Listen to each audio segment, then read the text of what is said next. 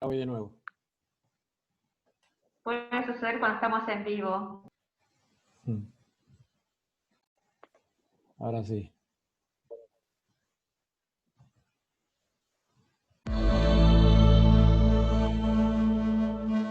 ¿Se escucha? Uno de los aspectos de la cultura de hoy es que estamos ante una cultura del descarte. Muchas de estas tendencias que son materialistas, que realzan el valor de las cosas por su utilidad, por su eficiencia, por el provecho que podemos sacar de ellas, nos llevan a que muchas veces ante las personas tengamos los mismos criterios, así como ante algo que yo tengo y que cuando no me sirva lo descarto y lo cambio por algo mejor, por algo más provechoso, por algo nuevo. Podemos a veces ver que es así ante personas que no tienen en los criterios del mundo una utilidad, una productividad. Pienso, por ejemplo, en los no nacidos, que muchas veces se descartan bajo criterios de productividad, de eficiencia, de calidad, o también ante los ancianos, que se promueve la eutanasia porque ya su vida dejó de tener un valor, o se relegan los ancianos a hogares geriátricos y se abandonan, o personas que viven enfermedades que son complejas y que son difíciles, que no aportan a la sociedad en términos de eficiencia, por ejemplo, los drogadictos, las personas con enfermedades mentales. En fin, si tenemos esta aproximación ante estas personas, se pueden ver diferentes manifestaciones, por ejemplo, el aborto, por ejemplo, los resultados de la investigación con embriones en el cual no se tiene cuidado de ellos y se descartan al libre arbitrio, la eutanasia.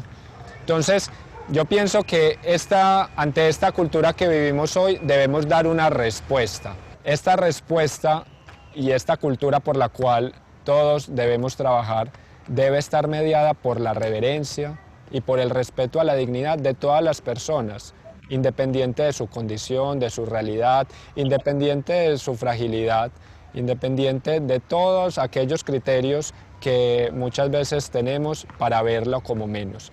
Yo creo que si todos nos esforzamos por acoger al que es débil, al que es pobre, al que muchas veces se margina, podemos generar una cultura de unidad, una cultura de paz, una cultura de encuentro, como muchas veces el Papa Francisco nos ha invitado a vivir.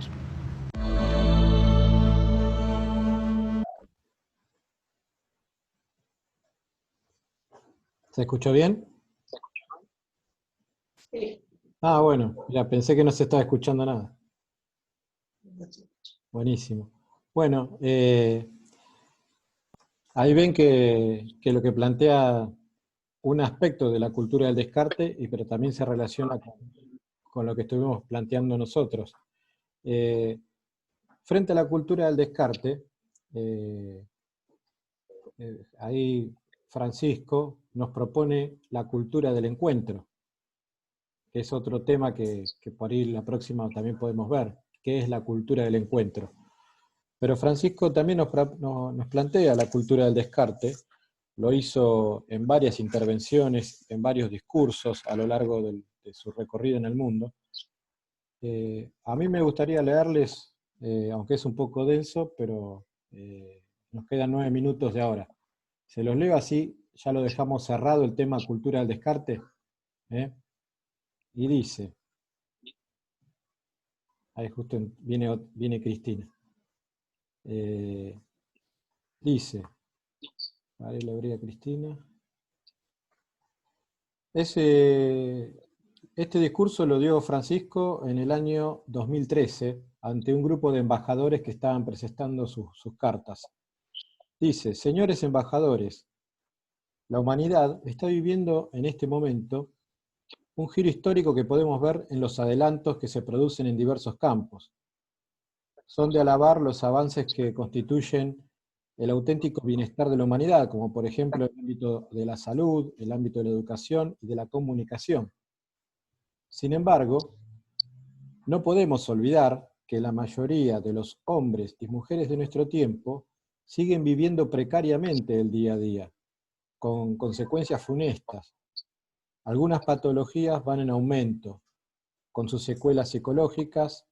El miedo y la desesperación se apoderan del corazón de numerosas personas, incluso en los así llamados países ricos. La alegría de vivir se va apagando. La falta de respeto y la violencia aumentan. La pobreza es cada vez más patente. Hay que luchar para vivir y a menudo para vivir sin dignidad. Una de las causas de esta situación, en mi opinión, se encuentra en la relación que hemos establecido con el dinero, aceptando su predominio sobre nosotros y nuestras sociedades. De manera que la crisis financiera que atravesamos nos hace olvidar que en su origen hay una profunda crisis antropológica, la negación de la primacía del ser humano. Hemos creado nuevos ídolos. La adoración del antiguo becerro de oro ha encontrado una versión nueva y despiadada en el fetichismo del dinero y en la dictadura de la economía sin un rostro y un objetivo verdaderamente humano. La crisis mundial que afecta a las finanzas y a la economía pone de manifiesto sus desequilibrios y sobre todo la grave carencia de su orientación antropológica. Se reduce al hombre a una sola de sus necesidades, el consumo. Y peor todavía, hoy se considera al ser humano en sí mismo como un bien de consumo, que se puede usar y luego tirar. Hemos dado inicio a la cultura del descarte. Esta deriva se verifica a nivel individual y a nivel social, y además se promueve. En este contexto, la solidaridad, que es el tesoro de los pobres, se considera a menudo contraproducente, contraria a la razón financiera y económica.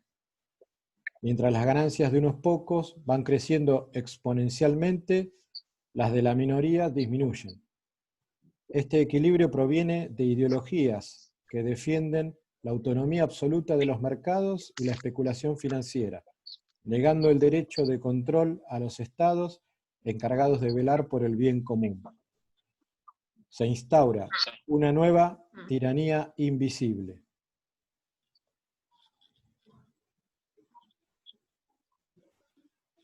A veces virtual, que impone de forma unilateral e implacable sus leyes y sus reglas. Además, la deuda y sus intereses alejan a los países de las posibilidades reales de su economía y a los ciudadanos de su poder adquisitivo real. A todo ello se añade una corrupción ramificada y una evasión fiscal egoísta, que han asumido dimensiones mundiales. El afán de poder y de tener no tiene límites. Tras esta actitud se esconde el rechazo de la ética, el rechazo de Dios, igual que la solidaridad. También la ética molesta. Se considera contraproducente, demasiado humana, porque relativiza el dinero y el poder. Una amenaza porque condena la manipulación y la degradación de la persona, porque la ética lleva a Dios, que está fuera de las categorías del mercado. Para los agentes financieros, económicos y políticos, Dios es incontrolable, inmanejable, incluso peligroso, porque llama al hombre a su plena realización y a la independencia de cualquier tipo de esclavitud.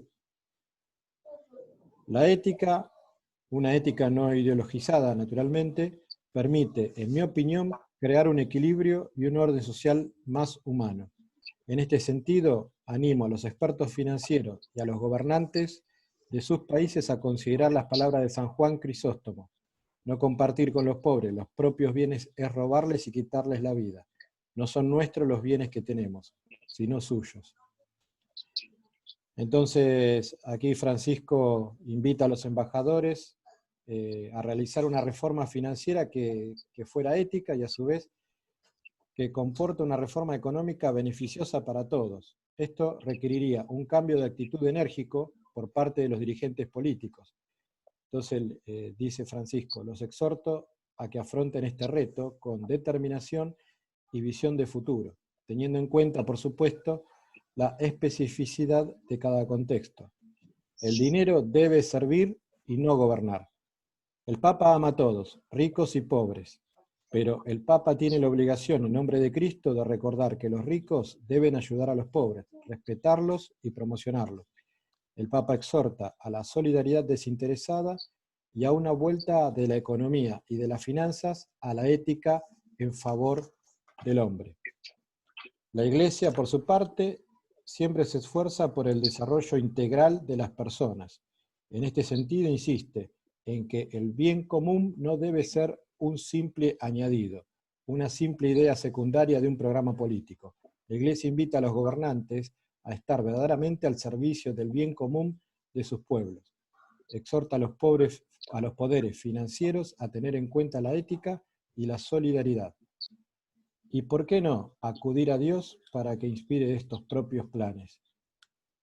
Se formará una nueva mentalidad política y económica que ayudará a transformar la dicotomía absoluta entre la esfera económica y social en una sana convivencia. Hasta aquí el mensaje y el discurso de Francisco en el año 2013.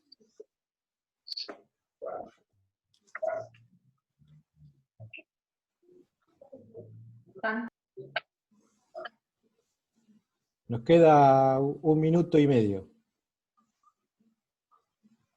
Hola, Cris. Que después de todos estos principios, los cristianos tenemos que hacer un sistema que responda a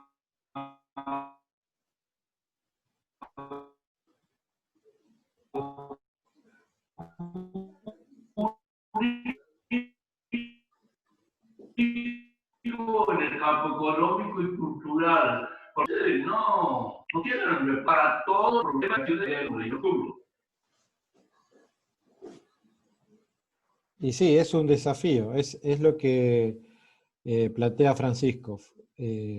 Salir de esta cultura del descarte que también tiene la avaricia, el egoísmo, el individualismo como protagonistas de la cultura en la que vivimos. O sea, hablamos siempre de los temas de la exclusión, del descarte, pero si no salimos de esta cultura, y eso nosotros como agentes pastorales tenemos primero la obligación de incorporarlo a nuestra propia vida y dar testimonio de eso, para a partir de ahí poder empezar a transformar la sociedad desde los principios del Evangelio. Pero primero lo tenemos que asumir nosotros, creo que estamos en camino. Y bueno, hacer fuerza y ser testigos.